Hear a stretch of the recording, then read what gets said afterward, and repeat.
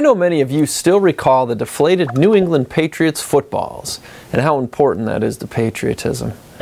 When Barack Obama was asked if it was cheating, the president said, "If you break the rules, then you break the rules." Apparently our current executive branch and concurring Congress takes this same mentality. Congress are the ones who write the check to underwrite executive policies. And what exactly are those policies? Well, according to the Center for Immigration Studies, the U.S. Citizenship and Immigration Services has issued 5.5 million new work permits to aliens. Of that 5.5 million, 1.8 million were issued to aliens with temporary visas. But 1.2 million of that group had a visa status that does not even authorize employment. Another million work permits were given to illegal immigrants or immigrants who weren't qualified for admission even. This group consisted of mostly aliens who had crossed the border illegally, according to the CIS. Another 1.7 million is made up of aliens with unknown, I repeat, unknown legal status. Taking another step, this administration is preparing to implement an immigration plan that could provide legal protection for up to 5 million illegal immigrants and give them work permits as well. This seems like a lot of rule breaking. But what are the rules, and just who is the one breaking the rules? Well, the answers are easy to find when we study the rule book. Article 1, Section 8 of the United States Constitution states, "Congress shall make rules for naturalization." That is, the process by which a person becomes a citizen of the United States. This is the only power granted by we the people to the federal government with regards to immigration. The 10th Amendment clearly states immigration is a state issue. Just look at the wording. The powers not delegated to the United States by the Constitution nor prohibited by it to the states are reserved to the states.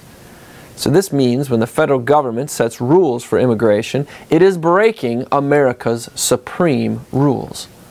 You see, anything that is done by the federal government not authorized by the Constitution is, well, unconstitutional. This means that it is not only against the rules, it's illegal. It is criminal. Another dynamic to consider is how to fund unconstitutional, illegal, or criminal mandates. Well, unconstitutionally, using totalitarian mandates like the death tax. Yes, it does exist, having a top rate of 40%, with new increases proposed in the president's new budget. Now, early Christians were at one time accused of teaching, "Let us do evil, that good may come." Of course, this is not the Christian ethic, nor is it the American ethic. However, it is the ethic of a socialist or a communist governing system, making theft legal for the greater good.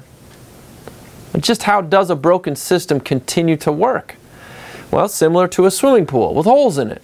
Instead of having a simple budget to keep the water clean through a simple filtration system, we have a hole in the pool that requires such a large investment of effort and resources to just maintain the water level that we are no longer able to afford to keep the pool clean. So much funding is going into water replacement that we cannot outlay any funds for proper pool maintenance, which would require the pool to be fully emptied and the holes repaired.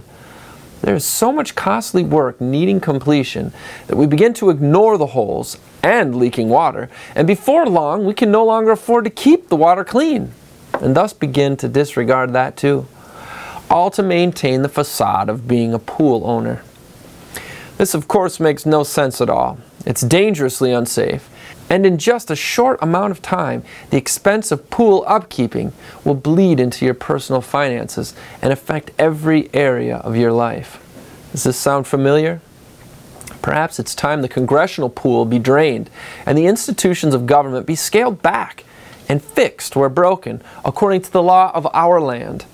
Not until then can we refill the pool with authorized resources in keeping with the rules. This is Jake MacAulay with the Institute on the Constitution, bringing you the American view and the American rules.